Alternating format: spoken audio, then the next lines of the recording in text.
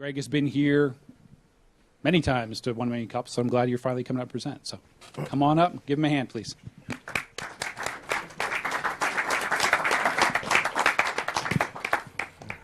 Which one of these makes it go forward? Forward. That one? Okay. All right. Good morning, Cuppers. Good morning, Greg. Good morning, Greg. Thank you. Let's start with who is this guy? That's me with my brown-eyed beauty, Sarah, and she's in the room this morning. So if you want to tune me out, play Where's Waldo and find her, be my guest. We have a daughter, and this is her family, a son and his family, and another son who's technically available, but that window appears to be closing. I was raised in central Illinois in a small town called Morton, which is the pumpkin capital of the world because 85% of your pumpkin at Thanksgiving comes canned from Morton, Illinois. I lost my hearing at the age of 3, 80% of my hearing. And so technically I describe myself as deaf in one ear and I can't hear out of the other one. So what that means is during the question time or the suggestion time, I will probably wander the aisle to get a little bit closer to you to better hear your question. It may also mean that in future CUPS presentations, I may be along the wall or something like that because I depend quite a bit on lip reading. And it's pretty hard to lip read people behind me. So I just haven't mastered that one yet. My entrepreneurial history is when I was 14 years old, I raised and sold pumpkin and Indian corn and popcorn and gourds and all those sort of things. So I did all the growing, I did all the marketing, and my mother would sell it from the roadside stand at our farm while I was in school. From there, I graduated in landscape architecture from University of Illinois, so that makes me not a Hoosier. And what we did was we started a landscape construction firm, expanded it to retail garden center, wholesale greenhouse, in-ground tree farm, and lawn care. And at that point, about 13 years into that, God dragged me kicking and screaming out of that into seminary. And from there, I planted a church in 1992, which is a much more difficult entrepreneurial process than starting a business. At least in a business, you have employees that you can fire if they don't produce. In a church, you can't fire your volunteers.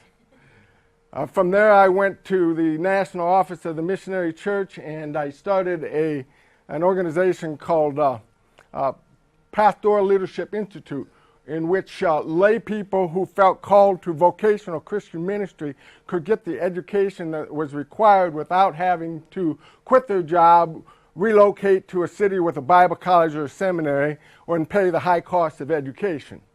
It was God's sense of humor because I was neither a geek nor a academic. I was just entrepreneurial.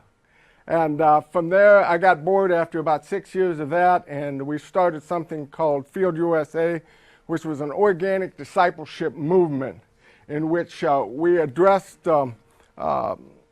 Christian hostile cities as missionaries rather than as church planners. It was turning church planning upside down. From there, I went to this catalytic experience in February of 2015. I was invited up to meet a man who was in charge of changing the culture of a $1.3 billion company. And the reason they wanted to change the culture is when the company went from the father to the son and they began to work really hard and explode this company in growth, and they did. They worked 6-7 days a week, and they all lost their marriages. And they said, we can't keep going on like this. And so they hired this guy to change the culture of the company. I met with him. He said, would you like to take a tour of the factory? There's some 40-some factories in the area that they're part of. As we went through this factory, it was kind of a heavy industrial axle factory. And we came upon a group of guys that were drinking coffee, laughing, slapping back. Looked like they were having a good time. They're probably on break. As we drew abreast of this group of men, one of them jumped out, shook the hand of my tour guide, and jumped back into the group. We walked on a little bit further, and I said, "What was that all about?" He said, "I saved his marriage." I got to thinking about that. I thought, what would it do to a $1.3 billion company if the company cared so much about their employees' lives and marriages? What would it do to their loyalty? What would it do to an employee's productivity when they know that the company has their back when it comes to their families, their marriages, their community? See, the legacy process exists to engage an organization's top influencers gnawing dissatisfaction with the status quo in order to change the paradigm from conventional business philosophy. If I would put that into spiritual terms, it would be what would happen when I engage with the top influencer of a company who the Spirit of God is gnawing at their inside and creating a discombobulation about, even though my company is profitable and my family is well off, something is missing and I don't know what it is. See, the paradigm shift that catalyzes a legacy strategy, and a legacy strategy has to transcend money. It has to be as people change lives multiplied into others. Legacy can't be just about money. It can't be about trust funds. It can't be about inheritance cash. It can't be about real estate. It has to be about people. And it has to be about people that are multiplying into other people's lives and changing those lives. See, the pain of gnawing dissatisfaction in the present has to get there first before the business paradigm will shift. Because what I'm talking about is a revolutionary process. So if the Spirit of God hasn't shown up first, there's no reason for them to change. So how do we do this? First of all, we recalibrate the big picture of purpose. Why are they here? Why are they alive? Secondly, we use a top-to-floor sequence of paradigm shift. In other words, if the top guy is not fully on board, committed to getting his hands dirty in this process, it's not going to happen all the way down to the floor in a way that will be sustainable. Our assessments are art that liberates the divine design. Lots of people have assessments out there, DISC assessment, Myers-Briggs assessments, all that kind of thing. The problem is it's treated as personal trivia. It can't be treated that way. So we have to move from the science of the data to the art of interpretation in terms of how what you are and what this assessment is divulging will affect how you relate to other people, how you will recognize other people, and how you will shift yourself to better connect with them. So my top 3 challenges, and I need to tip my hat to Ramon, who helped me sharpen this last night, is we need strategic partnerships with top influencers. Who can you introduce us to who has this sense of unrest? And secondly, we need strategic partnership with key collaborators, people that can help us build a more holistic approach. Go back. How can you help us? Go back one slide, and then one slide? Yep. We'll do Q&A, and then we'll go to the end to talk about how they come. All right. You want this back? No, you're good. You hold on to that. All right. So we'll do questions and answers and talking about some of his challenges that are up here. My first question to you is, who's your client? Like, what kind of company? Is there a size? Is there a particular? There's no particular size. It could be a business. It could be a nonprofit. It could be a church. Okay. It just needs to be a top influencer. I want to start with the leader there. And it needs to be somebody who's willing to take all the risk. Is it usually the top influencer that comes and finds you, or is it somebody underneath that then convinces the top influencer to come find you? All of the above. Above, okay. Who else?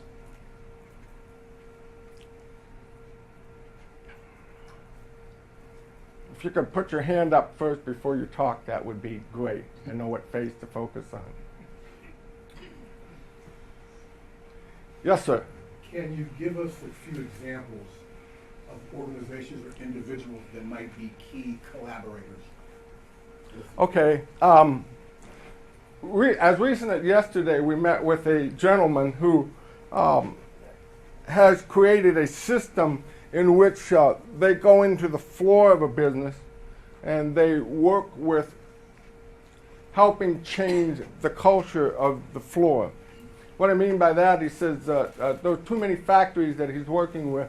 People that are coming in at the floor to work come out of a drug, alcohol background. You also have the whole thing of how millennials work. And so what he does is create a workshop type of thing in which he teaches them life skills, soft skills, discipline, those kinds of things. The problem is that if you gave them more than minimum wage, the extra money would be spent on drugs, alcohol, prostitutes. And so it seems cruel, but to keep them at a low wage level in which they're hand to mouth keeps them out of the stuff that's going to ruin their life. How much better it would be if we showed them how to live a complete life and to earn the money that they need to enjoy life without having it flushed down through drugs, alcohol, and other illicit things. Does that help? In regards to community development legacy, do you work with groups other than 501c3s? Mm-hmm. Yeah, and we're trying to be a 501c3. We're just waiting on the IRS to get off their duff and get back to it. But you can work with others that are not necessarily 501, but they're nonprofit. Mm-hmm.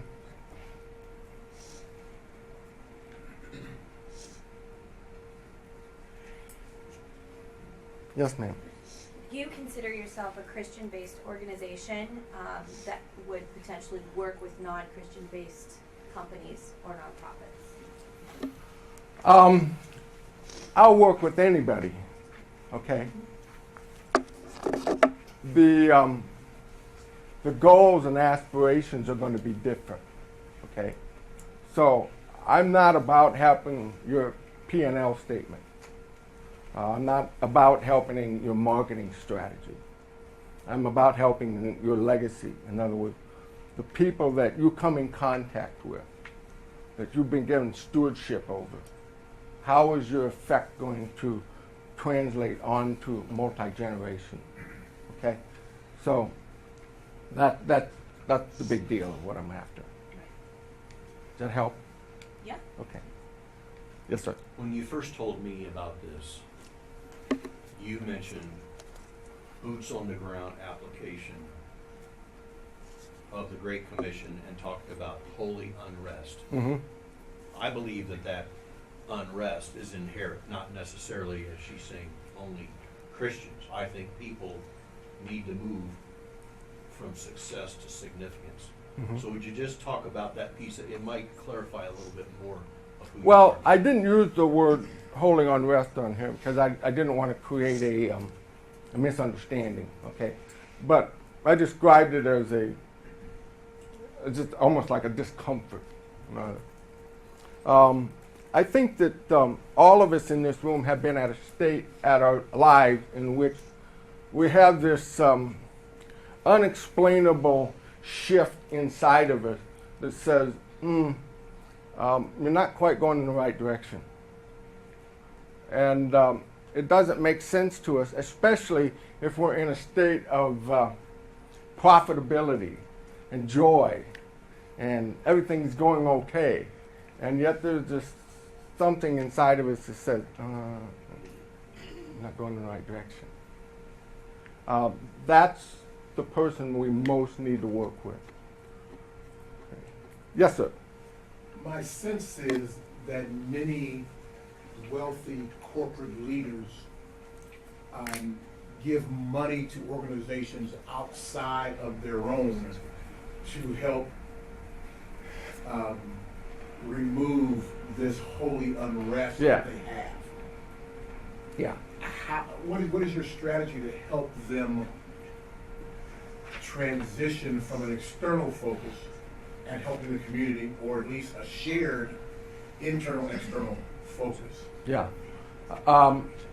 My reaction to that would ask them the question, how's that going? Is that working for you? You're paying this off over here, throwing money at this thing? Is that working? Or are you supposed to get your hands dirty and dig into this thing? Because I suspect that's exactly what they're going to tell you. I give to this organization, this organization, this organization, and I give X percent of mine. And so I'm contributing to the greater good. Yeah. Yeah.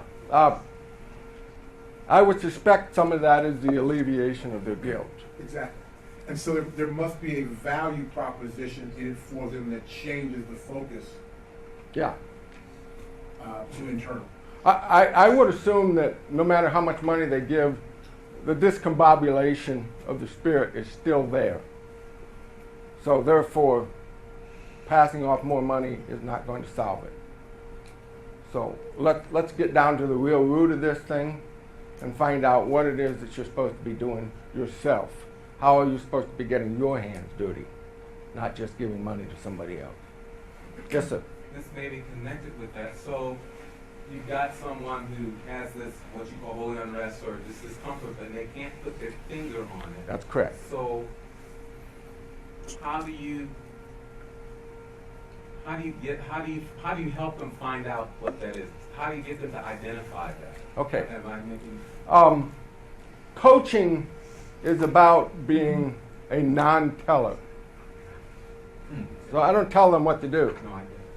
I just ask them questions until they figure it out themselves. Okay? Because unless I do it that way, they will never take ownership. Okay? I'm not looking to walk out of a coaching session with more work to do. Yes, sir. What have you done in the situation where your top influencer that you're working with, he just gets to this point where it's too deep for him anymore, he's not willing to go any further, and you know that you can't fix everything unless he takes that step. Do you continue to patronize him as make it feel like you're making progress, or is there a point where you just say, unless you're willing to identify this or have this conversation, we just can't go any further? That's exactly what I would do. I would say, unless you're willing to act on what you already know and what we've already discussed, there's no point in going on here. That becomes hard to do when you're financing yourself. That's very hard. But I'm not in this for the money. I'm in for the results. Yeah. Okay. Yes, sir. Is there a part of your business model that enables you to work with smaller organizations so that you can seed this mindset, this heart set, long before they're wealthy owners of their business? I will work with them, especially if you tell me to.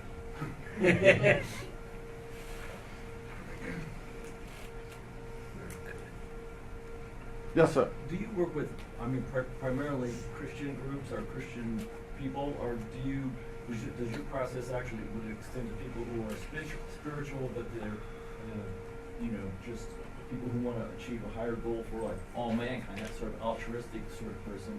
Do you also counsel people like that don't fall into a Sure. religion? Sure. Are you describing yourself? No. Yes, sir. Mr. Getz, in thinking about legacies, I can't help but think of somebody named Albert Barnes. He was a gentleman who, as a doctor and a chemist in the 1920s, amassed the largest private art collection outside of Philadelphia. That over a period of about 40 years, everybody from the governor of Philadelphia all the way down to mayors, etc., wanted to kind of tear apart this art collection and give it to the art world and send it worldwide and make Philadelphia known. While at the same time he had significant conflict with the head of the Philadelphia upper class and the public galleries and things like that. And there's a documentary that identifies this gentleman and talks about how when he passed, the strongest will of the time was just torn apart step by step by step over a period of decades. Is there really, or maybe can you share what are things people can do if they've got, for instance, Bruce and I I own some property and Bruce helps with, in which we're doing community gardens, and it's all done privately, so then that way it's something that there's less bureaucracy, for lack of a better word, and we can work quickly with the city as private parties. Just the idea of saying, I want that to be something for the community after my passing or for my son is not something you can control. You don't know what the laws would be down the line. Can you share a little bit outside of financial, how you might be able to help with folks developing legacy strategies? That's a very difficult question to answer because when I go in with a client, I'm never sure where I'm supposed to go with him.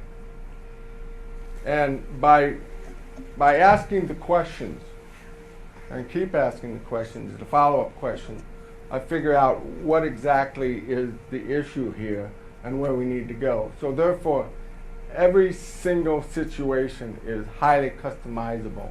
So I can't give you a formula or something like that because there is none. Now, if that doesn't answer your question, maybe rephrase the question and we'll try again. Yeah, I was just wondering if you knew some strategies that people that were outside of financial. That Right. folks, we all are Right. influencers in our circles. What are some things that we might be able to be doing? Well, I individually? guess one of the overriding strategies would be to find out who you are in terms of your divine design, okay? So I believe that when you look at a hammer, you know that it's not to trim your nose hairs, okay? You look at a hammer, you know that it's to hit something hard, preferably a nail. Not this nail, but the one in the wood. And so by unpacking the divine design of a person, I understand what the purpose of that person is in this life. And we can figure out if there's an incongruency between that design and what they're actually doing. And how do we change that so that they're back to being the hammer that they were supposed to be. Okay?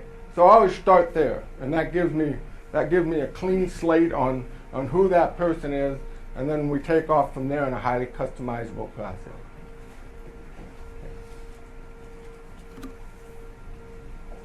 Yes, sir. Sorry, Dave. No, go ahead.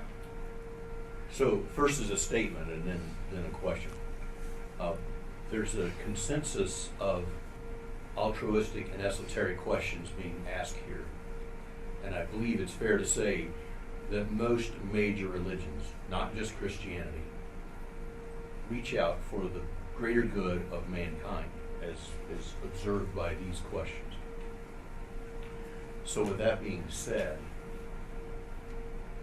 how, after you educate that leader, do you empower them with tools to pursue that altruistic purpose? Because I think that's where you're going to propagate, and your legacy should be for this to pass on, not just Greg shows up and helps a few people. Yeah. But the question process pulls it out of them. So it's really not Greg empowering them, it's them empowering themselves with things that they already knew but they've forgotten about, or things that that are disconnected and that they're finally connecting together and seeing it for the first time. And So, a follow-up what- then is, if we had a specific meeting for you to show this to people, what would be the charge, and how could we convene, 6 minutes and a few Q&A here? Could we invite a group of people to hear you, and what would be entailed? Well, I would say invite a group of people and let them ask questions, and And then would I'll there be a figure out charge where for to that go from meeting? there. Would there be a charge for that meeting? No. I'll make you pay. You're a sponsor, right? Yes, Dave. How long does this process typically take? Is it something where you're in there for, like, you're on the ground with them for weeks, or is it something it's just kind of like a continual thing for years, maybe? The process is we start with the top influences. When we change that person's paradigm, we and that person go into the next level. Executive team, leadership team, board of directors, vice president, I don't care what you call it. We change that paradigm. Once that paradigm is changed, then we're going to the next level, which will be a management level. We change that paradigm. And until we change all those paradigms, we can't go to the floor. Okay? So, how fast we can move through that depends on how well they've disguised the rebellion to the process. That's brilliant. Okay? So it may take 6 months, it may take 2 years to just to move one level. Right. Okay. Yes, sir. What is your current strategy for finding these partnerships? I'm sorry, what is my strategy? Yeah, finding the partnerships. Well, I was hoping you'd tell me that. Part of my challenge is that being hearing impaired, I don't do well in groups. I don't network very well because of it. I'm much better one-on-one, one-on-two, something like that. Each person beyond that exponentially changes the difficulty of the situation for me. So if I can just get in front of some people like this, I can probably connect with them. Getting in front of them is the difficult part. That's where I need help. Yes, sir. And I want to encourage you to change that mindset right there. that you struggle in networking settings. You can overcome that. That's what I want to challenge you to do. To put yourself out there even more, so that you can overcome that in your mind. 'Cause that's right here. Yeah, yeah. Well, I've gotten that kind of challenge from dozens and dozens and dozens of cleric individuals over my 62 years, and I can tell you it just doesn't quite work that way. And we continue to grow, so Yeah. it can change.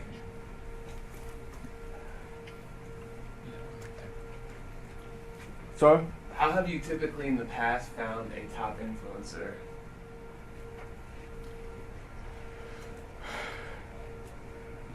In the past, they found me through the organization that I was working in. Now that I'm on my own, that's a whole different cup of tea, much more difficult.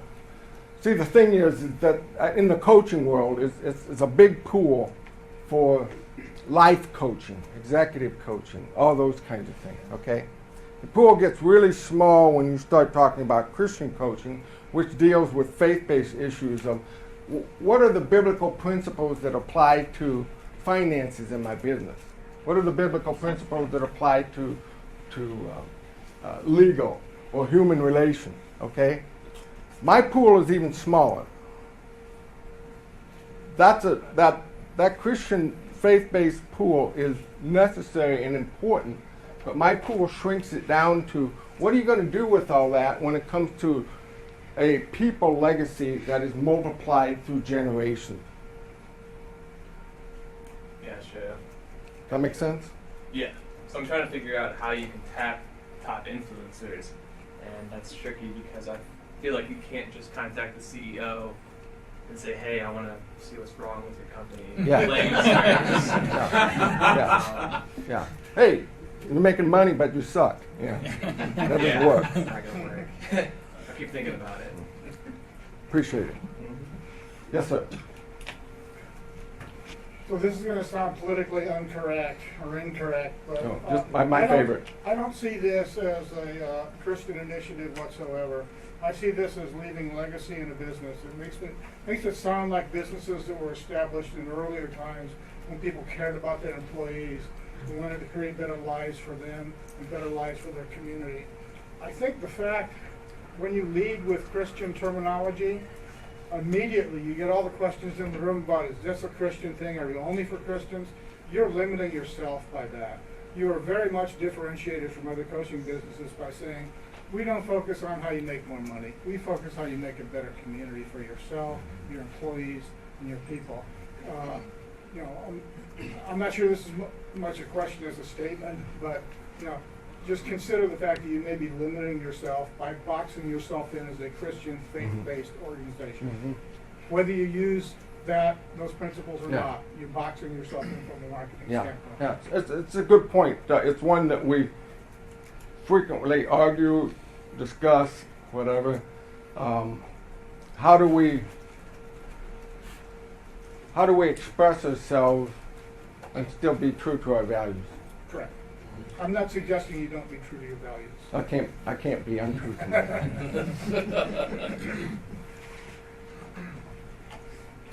So, I guess the way I'm looking at this is, you talked about that you can establish a bit of rapport if you're in front of people, rather than like a whole group of people you're trying to talk to at once. Have you considered doing workshops? I know that your process is very customized, but I think there's probably a lot you can pull out of that to make a general, just to get them in the door. And you could charge for. I mean, those types of things you could charge for, and then those turn into potential customers or collaborators. Right. We've created workshops for communication using distemperament and helping them understand how to move beyond the science of the trivia into the art of functionality.